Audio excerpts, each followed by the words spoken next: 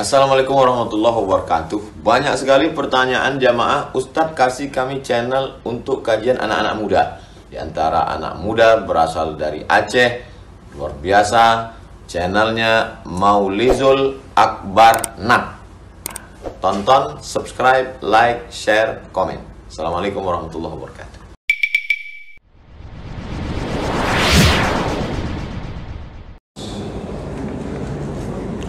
Assalamualaikum warahmatullahi wabarakatuh.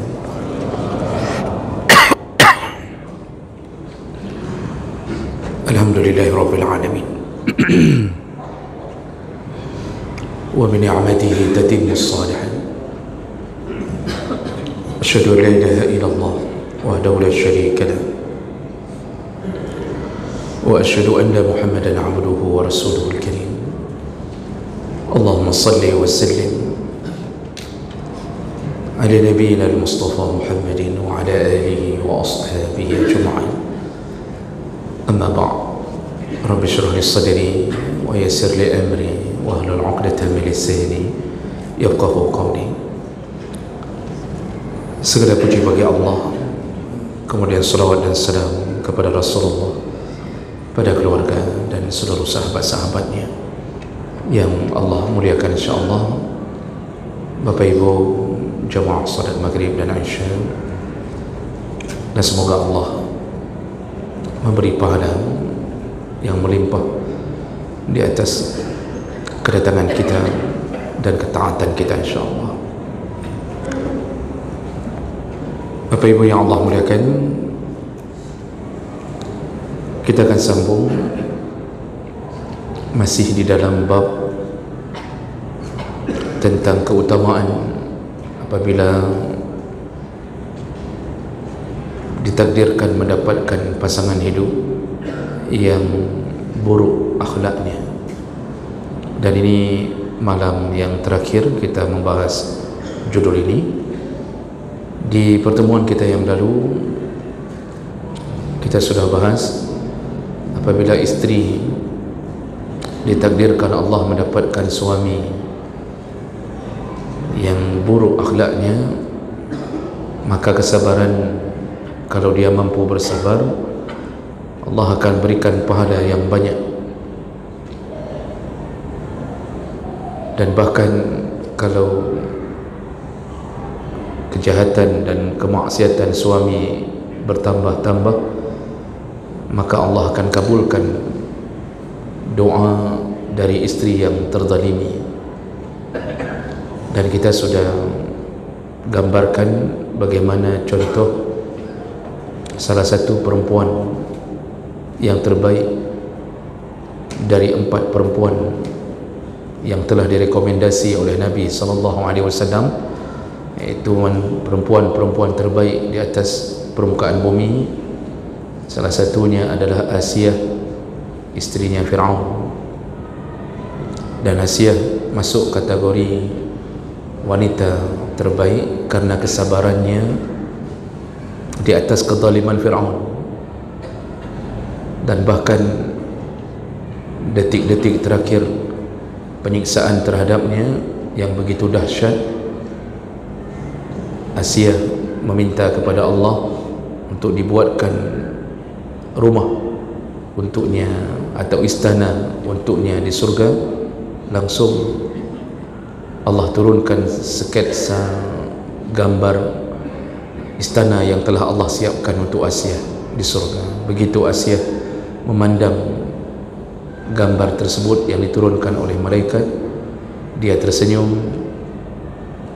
Dan di saat itu Fir'aun melihat istrinya di tengah-tengah siksa tapi tersenyum. Dia berkata kepada pengawal-pengawalnya, algojo-algojonya, lihatlah, dia sudah gila karena siksaan sampai dia tertawa. Jadi Fir'aun tak mengetahui bahawa Asiyah tertawa karena melihat keindahan janji Allah yang diberikan untuknya. Nah, akhirnya dia meninggal di dalam siksaan itu dan dia dipastikan masuk ke dalam surga dengan semua janji yang telah diberikan Allah untuknya. Nah, ini contoh isteri yang bertahan sampai bahkan di penghujung hayatnya pada suami yang sangat buruk akhlaknya. Dan kejadian hari ini ada yang begitu. Jadi suami betul-betul sampai membunuh isteri. Tapi tidak semuanya bisa disifatkan kepada karakter Asia. Membunuh tetap berdosa, yang dibunuh tetap akan mendapatkan keadilan di sisi Allah. Namun tidak semua isteri yang dibunuh hari ini oleh suami karakternya seperti Asia, isteri Firaun. Jadi banyak perkara yang perlu ditimbang ulang. Baik, kemudian yang terakhir, yaitu ketika isteri tidak mampu lagi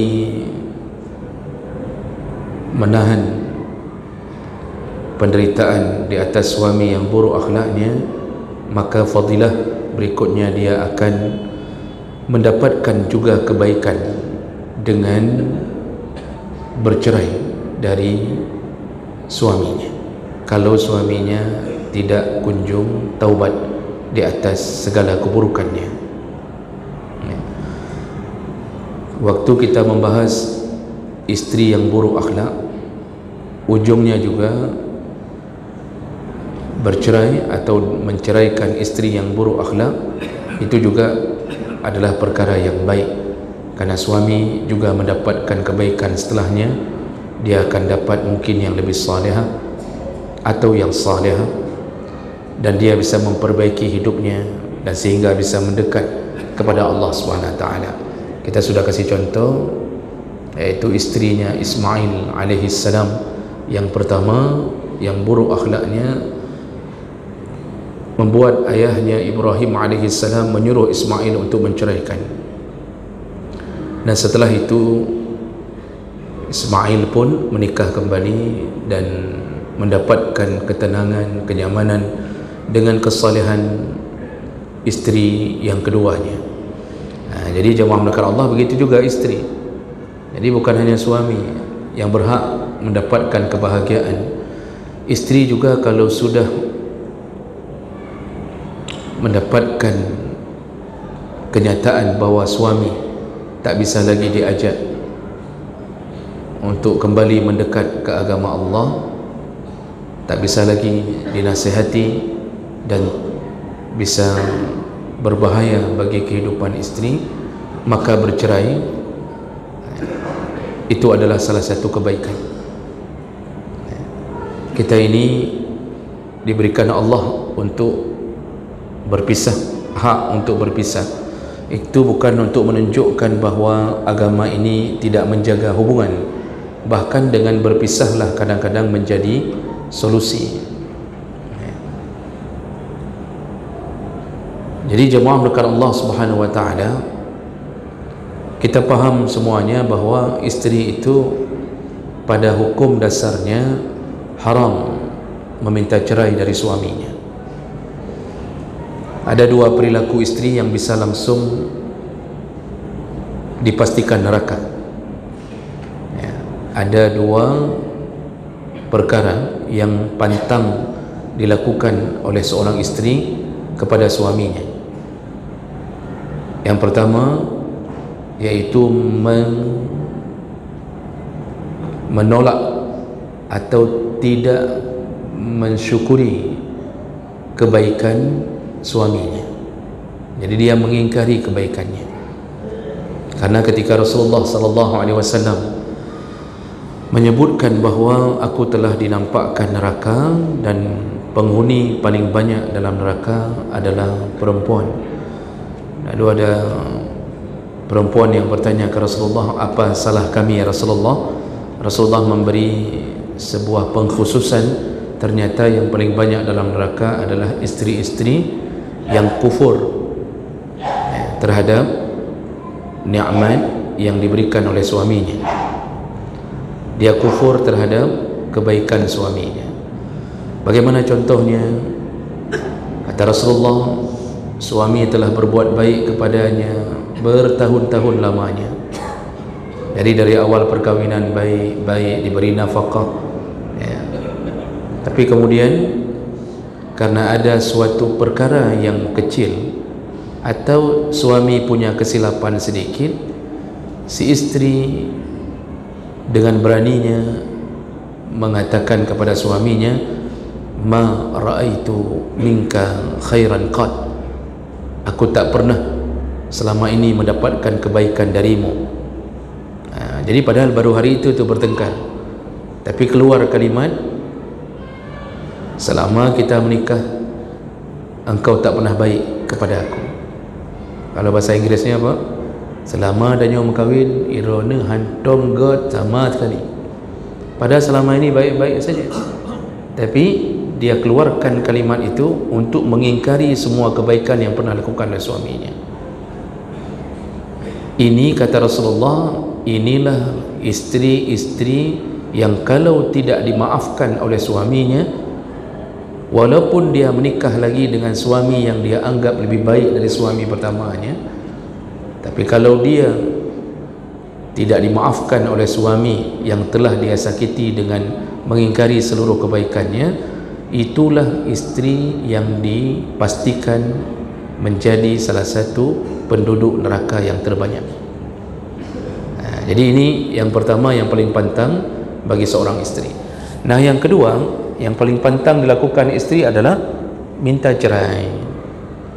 Rasulullah sallallahu alaihi wasallam menyebutkan ayyuma imra'atin, semua istri atau semua perempuan sa'alat zawjaha talaqan min ghairi ba'sin, yang berani meminta cerai dari suaminya.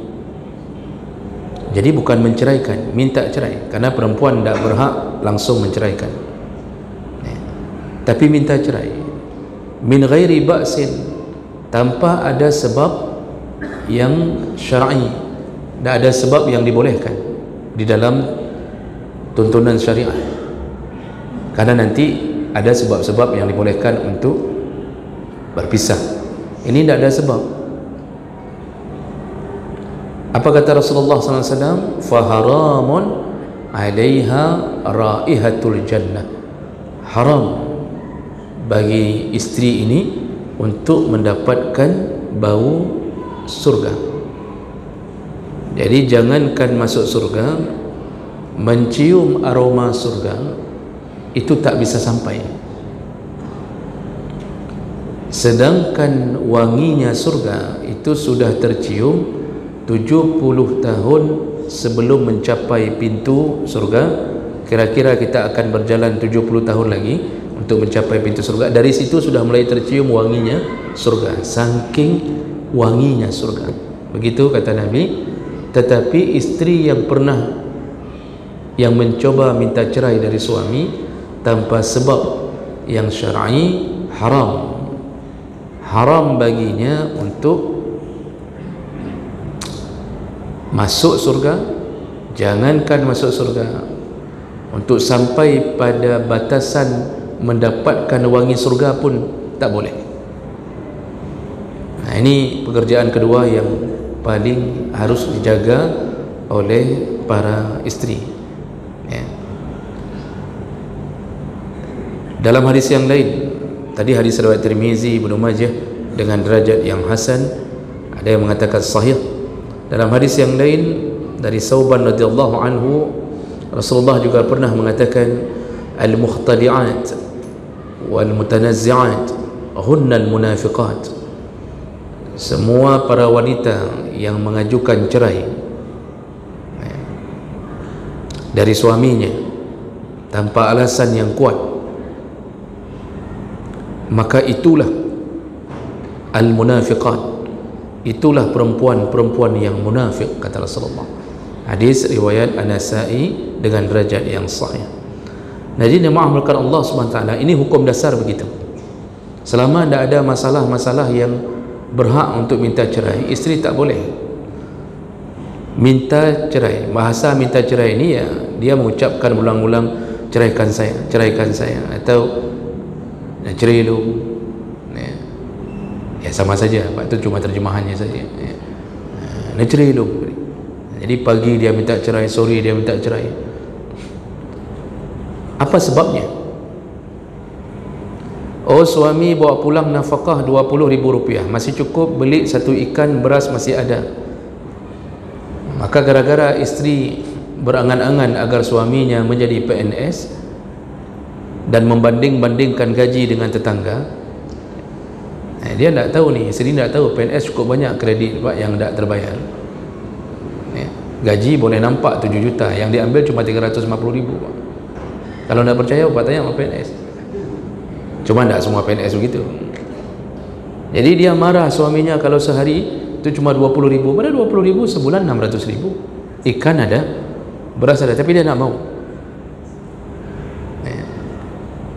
Ketika dia mendengarkan bahwa orang samping punya mobil, maka dia pun mulai uring-uringan minta cerai dari suami. Ini kalaupun diceraikan, dia tetap melekat dosa besar ini padanya. Jadi ini paling pantang bagi seorang isteri. Hari ini fenomenanya isteri minta cerai gara-gara suami politeknik, poligami, Pak. Apa hubungannya dengan politeknik? Hari ini isteri minta cerai gara-gara suami poligami. Poligami sesuatu yang dihalalkan. Tidak ada satu keharaman pun pada poligami kecuali prosedur menjalankannya menimbulkan kezaliman, itu baru haram. Jadi gara-gara poligami suami melakukan kezaliman. Isteri tua anda kasih lagi uang belanja. Jadi dari awal bulan sampai tanggal 15 itu di rumah isteri muda. Begitu udah habis baru pulang ke rumah isteri tua. Jadi isteri tua yang kasih makan suami ini. Ini kezaliman muncul.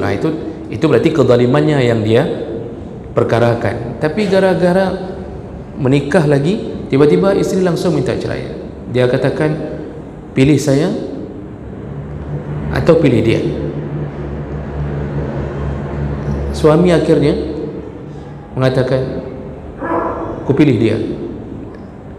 Pingsanlah. Tadi suruh pilih, begitu suruh dipilih, pingsan. Nanti bangun lagi, tanya lagi, pilih dia atau pilih saya? Pilih dia, pingsan lagi, Pak. Gitu-gitu terus. Jadi hal ini sebenarnya mengingkari sanubari.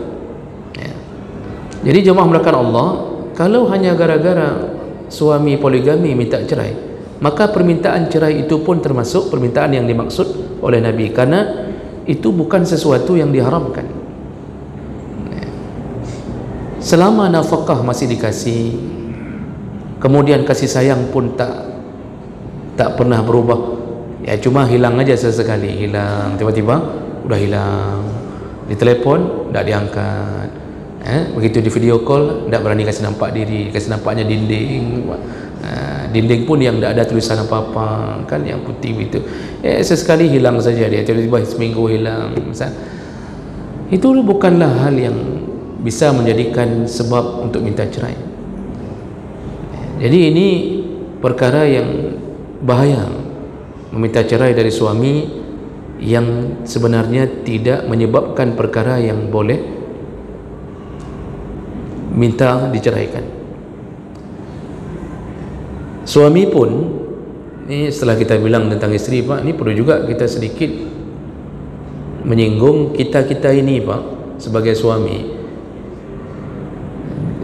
Kita pun tidak diizinkan oleh Allah untuk bermudah-mudah dalam menceraikan isteri.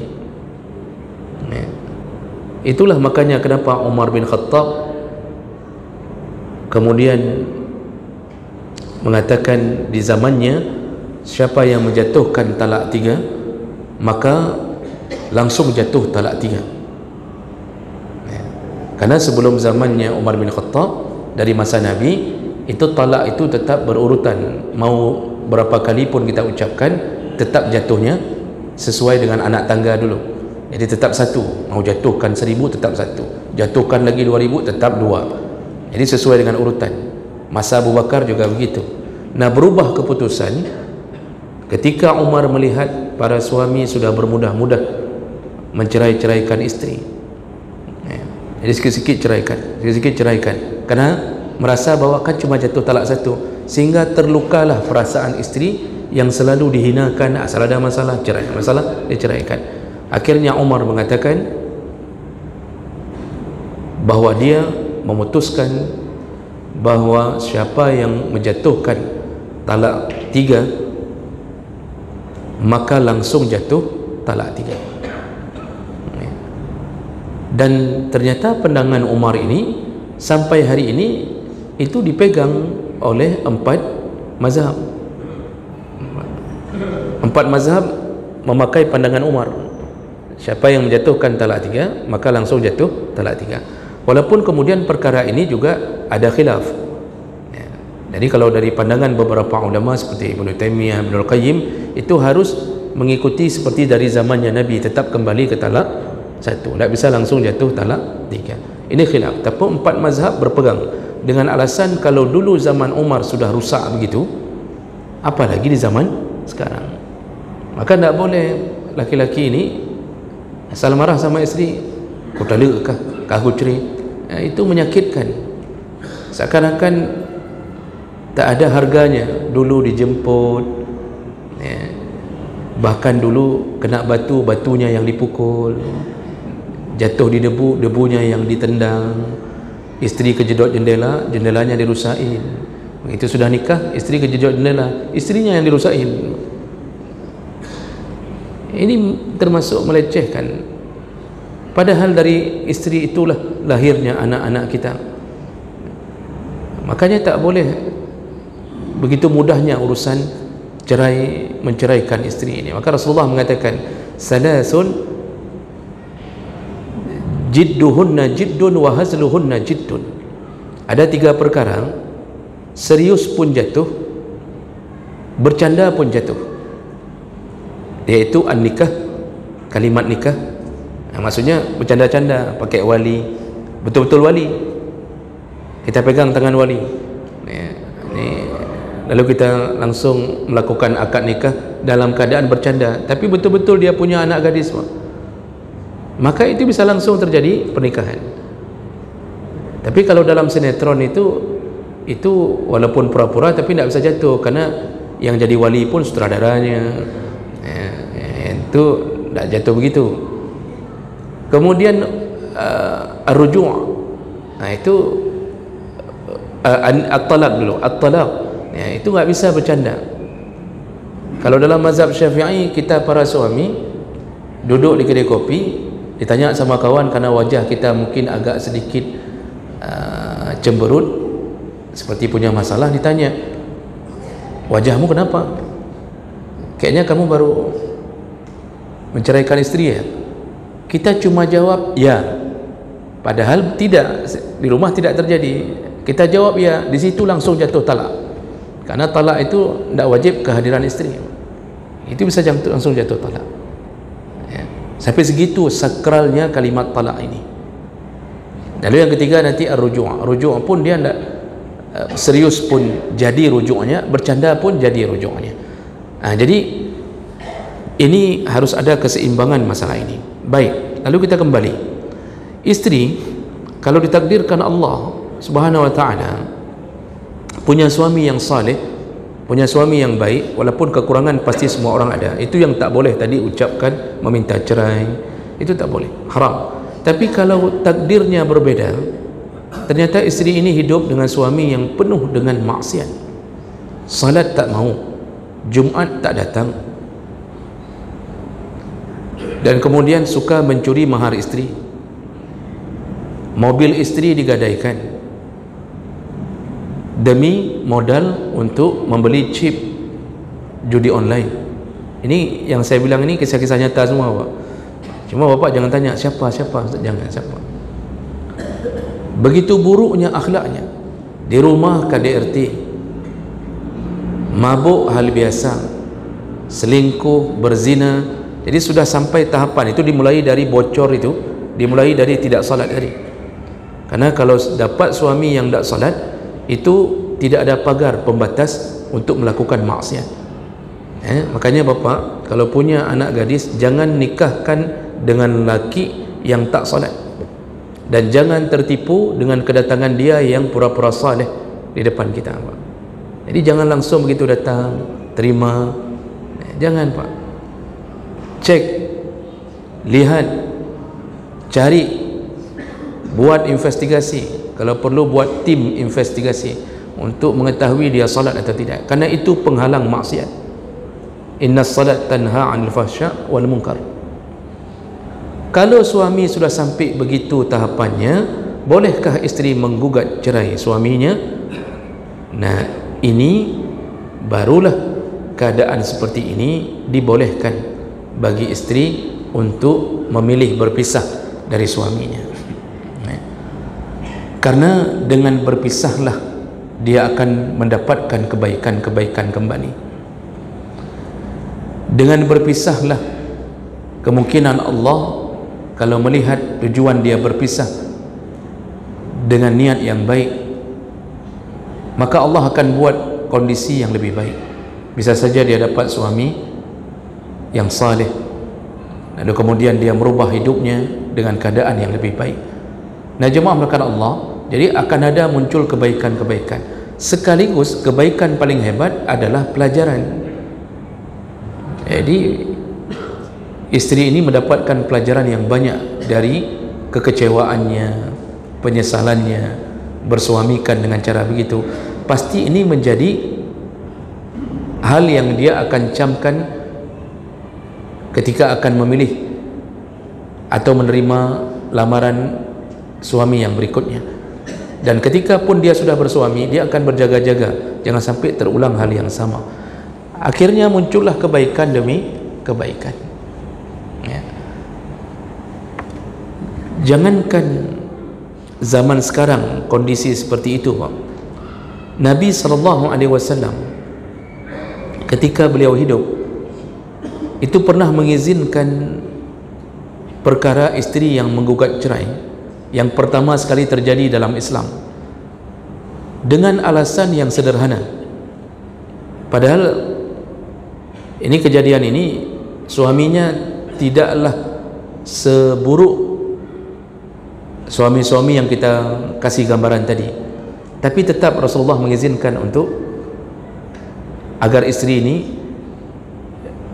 ketika menggugat cerai dia diizinkan oleh Nabi untuk bercerai. Nah, kisah ini terjadi pada sahabat yang bernama Sabit bin Qais. Jadi istrinya itu ada beberapa riwayat, ada yang mengatakan namanya Jamilah binti Abdillah, tapi ada juga riwayat yang mengatakan Jamilah binti Salul.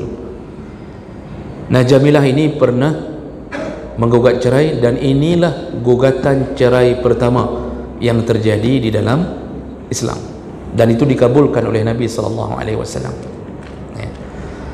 Rasulullah sebutkan, dan ini riwayat hadis riwayat Al-Bukhari dari Ibnu Abbas radhiyallahu anhu. An Ibnu Abbas radhiyallahu anhu atat imra'atun Sabit bin Qais an-Nabiyya sallallahu alaihi wasallam.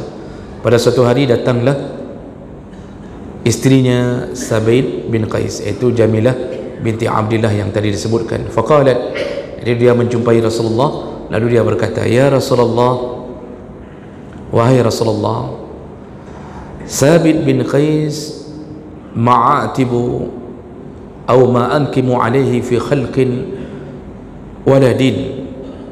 Dia melaporkan suaminya Sabit bin Qais, dia berkata bahwa, ya Rasulullah, aku tidak mencela akhlak dan agamanya Sabit bin Qais. Berarti perkaranya itu tidak seperti keburukan suami-suami yang kita gambarkan tadi.